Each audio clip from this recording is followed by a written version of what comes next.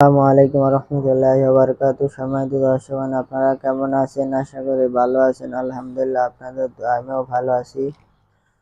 তো আজকে একটা শত্রু দমনের তদবির নিয়ে উপস্থিত হয়েছি। শত্রুকে বিনাশ করে দিতে পারবেন। এই তদবিরটা পরীক্ষিত একটা তদবির, আপনারা করবেন, আশা করি শত্রু ধ্বংস হবে। তো এই তদবিরটা আপনারা খারাপ কাজে ব্যবহার করবেন না কেউ।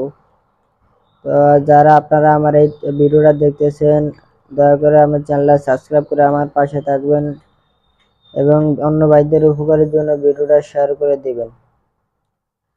তো চলুন আমরা মূল আলোচনায় চলে যাই। শত্রু দমনের উদ্দেশ্যে, মানে শত্রু ধ্বংস করার দমনের উদ্দেশ্যেই তদবিরটা করবেন। তো শনিবার দিন চন্দ্র মাসের 2 পক্ষ একটি পাহাড়ি কাক, দার কাক ধরে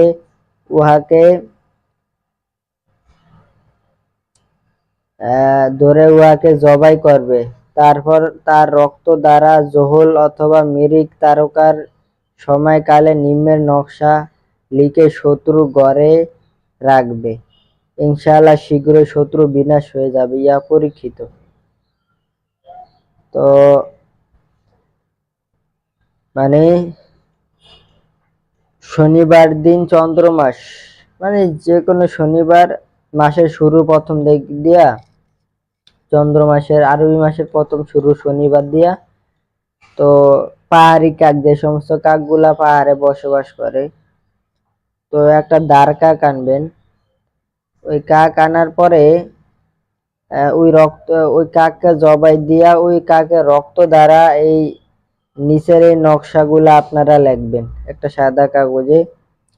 লেখার পরে এই যে এখানে লেখা আছে, এখান থেকে লিখতে লিখতে আপনারা এই যাইবেন এই পর্যন্ত। আসার পরে এই যে এখানে লেখা আছে ফুলান বিন ফুলান, এই ফুলান বিন ফুলানের জায়গায় শত্রুর নাম এবং শত্রু ছেলে হলে এই মাঝখানে যে বিন শব্দটা আছে এটা বাদ দিয়া এই পাশে লিখবেন শত্রুর নাম, আর এই পাশে শত্রু বাপের নাম। মানে ছেলে হলে, শত্রু যদি ছেলে হয় তাহলে এই শত্রুর নাম লিখবেন, আর মাঝখানে বিন থাকবে, পরে লিখবেন হলো শত্রুর বাবার নাম।